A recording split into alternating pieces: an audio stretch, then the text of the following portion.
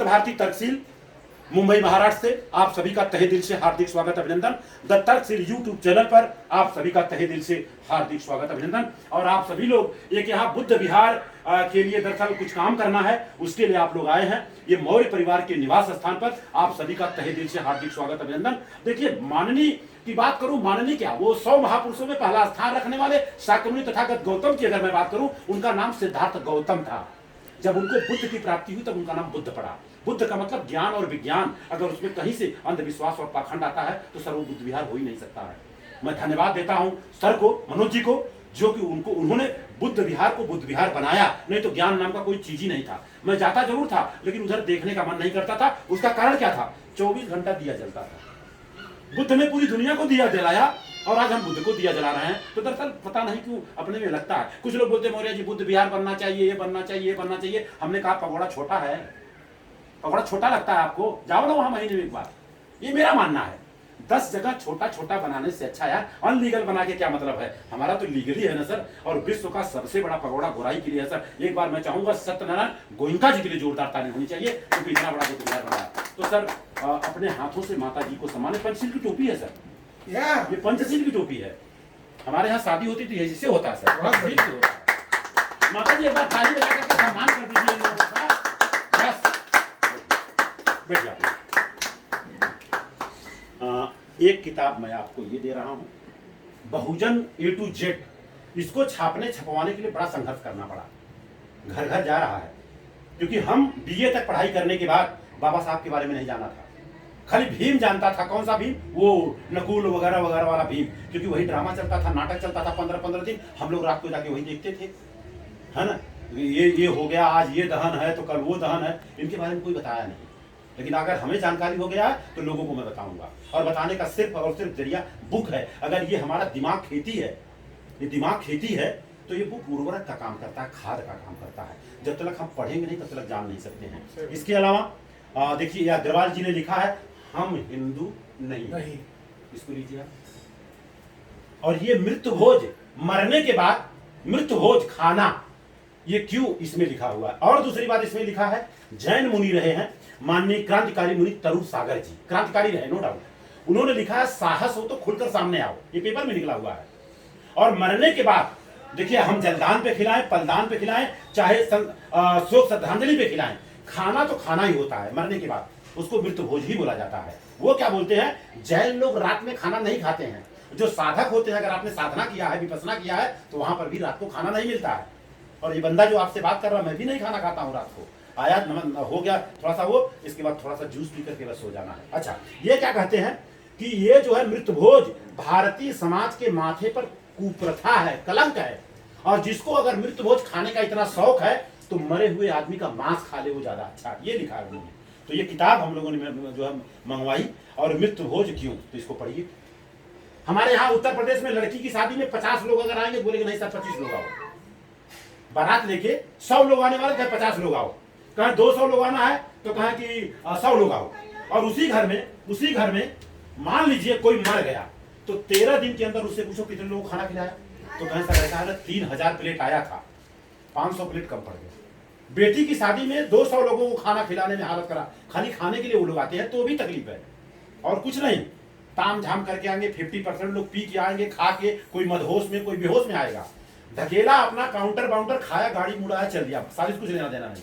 और वही घर में अगर कोई मर जाए तो 13 दिन के अंदर, 14 दिन जा ही नहीं सकता है, 3000-4000 लोगों को खाना खिलाते हैं सर। तो ये तो बड़े बड़े पाखंड है ना सर। तो उसके लिए वो किताब छपा है। और जैसे कि मैंने निमंत्रण बताया, इस निमंत्रण में देखिए नोट लिखा है, सुबह 11 बजे के बाद हाल में प्रवेश नहीं लिया जाएगा। और यहाँ लिखा है फिर दोपहर को 1 बजे प्रवेश लिया जाएगा, लेकिन बताया जाएगा इतने जो लोग आए हैं सिर्फ खाने के लिए आए हैं। और फोन में बताया भी जा रहा है, अगर उतने बजे के बाद भी आएंगे तो आपका चले जाना ही अच्छा रहेगा। अगर खाने के लिए रहेंगे तो आपको थैली में भर के दिया जाएगा, होटल में खाना आपको नहीं मिलेगा। थैली व्यवस्था करा दिया हूँ।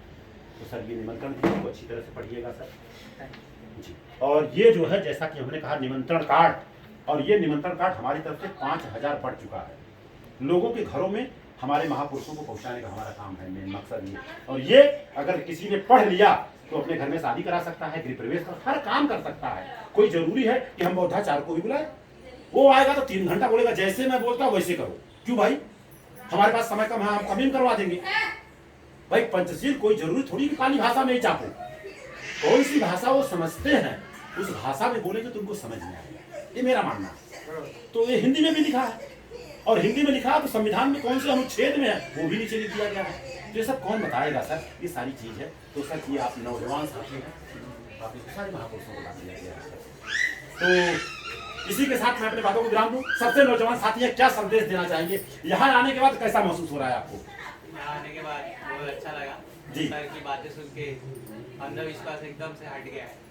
मतलब मैं तो बिलीव ही नहीं करता था पहले से, बट अभी तो और मतलब शोर हुआ एकदम। बात को अन्यथा मत लीजिएगा। खार में एक बुद्ध विहार है, बहुत जबरदस्त बुद्ध विहार है, बगल में श्मशान भी है, बगल में दरिया भी है, नामहाड़ी करके है, उसका देख रेख करते एयर इंडिया में रहे। किसी के माध्यम से वहां जाने का मौका मिला, सारा चीज देखा, तो मैं जूता पहन के वही खड़ा था। तो उन्होंने कहा जूता भाई आप कौन हो भाई, जूता निकालो इधर। मैं बोला सर अम्बेडकर जी को मैं देख रहा था, बड़ा अच्छा तस्वीर लगी। कहा बिल्कुल नहीं, जूता पहन के उधर जाने का नहीं। मैं सोचता सर हमें खेद है इस बात का, लेकिन बाबा साहब के पाँव में भी जूता है, ये निकाल दो तो हम भी निकाल देंगे, क्योंकि वो भी तो जूता पहन के खड़े हैं और उन्हीं के पास मैं खड़ा हूँ, तो जूता तो पहने, जूता मैं भी पहना हूँ। फिर बाद में उनसे मैं बोला सर क्या जानते हैं बुद्ध के बारे में? कहा सर ऐसा कि इतने साल से मैं चला रहा हूँ, विपස්සना होता है, मेडिटेशन होता है, बच्चों का ये होता है। तब हम उनसे कहा कि आपने विपස්සना किया है? कहा सर बिल्कुल नहीं किया है। मैं बोला फिर आप जब किए ही नहीं है तो करा क्यों रहे हैं? जब आपकी शादी नहीं हुई तो दुनिया की शादी कैसे करा रहे हैं आप? शादी के बारे में आप क्या जानते हैं? तब उनको हमने कहा कि सर आप जैसे अंधविश्वासी पाखंडी पूरे भारत में नहीं मिलेंगे। कहा सर ऐसे कैसे बोल दिए? एसके भरवा के साथ गया था, कहा यार ऐसा आपने बोल दिया, इतना बड़ा बुद्ध विहार है, करोड़ों रुपया लगा दिया। हमने कहा कुछ भी है, वो अपने घर के हैं। उनके हाथ में मैंने धागा देख लिया। मैं बोला सर ये धागा क्यों बांधा है आपने बता दीजिए। अगर आपने विपස්සना किया होगा तो वहां धागा काटा जाता है, और आप बांध करके विपස්සना करा रहे हैं, तो कहीं कहीं गड़बड़ी है। क्योंकि मैं विपස්සना किया हूँ, धागा जंतर मंतर ये सब कुछ भी वहां अंदर जाएगा ही नहीं। तो कहा सर ऐसा है ना, दुनिया का हर चीज हो जाएगा, मेरा शर्म कोई कलम कर देगा चलेगा, लेकिन ये धागा नहीं कर सकता है। हमने कहा क्यों? कहे मेरा जो है तो बहुत भिक्षु ने माना है, वो जो बोलता वही मैं करता हूँ। बोला लगाओ बदबू जी को फोन, अभी कंप्लेन करता हूँ। तो ये सब काम कौन करेगा साहब? और अगर आपने ये बांध लिया तो मैं आप पे विश्वास नहीं करूंगा। सीधी सी बात को कहीं अन्यथा मत लीजिएगा, किसी के भावनाओं को ठेस पहुंचाना मेरा मकसद नहीं। जिस संप्रदाय में जी रहे जीजिए, लेकिन अगर विज्ञान और संविधान को मानते हैं सर तो ये सब बिल्कुल नहीं चाहिए, ये मेरा मानना है। सर कल गलत बोल रहा हूँ? शुक्रिया सर, इसी के साथ बातों को विराम दूंगा। और आप लोगों का हमारी तरफ से दरअसल हम हकीकत सच्चाई ये था कि नीचे मैं इसलिए नहीं आना चाहता था कि वही वो बात होगी और मैं रहूंगा तो ऐसे कहेंगे। हमने कहा पटा लो, तो जब इन्होंने कहा नहीं वो बुला रहे हैं, तो हमने कहा चलो अच्छा एक बार लड़ाई खेल लेंगे। अपने लोग बहुत अच्छा लगा। इसी के साथ अपने बातों को विराम दे रहा हूं। आप सभी का पुनः एक बार मौर्य परिवार तहे दिल से हार्दिक स्वागत अभिनंदन करता है।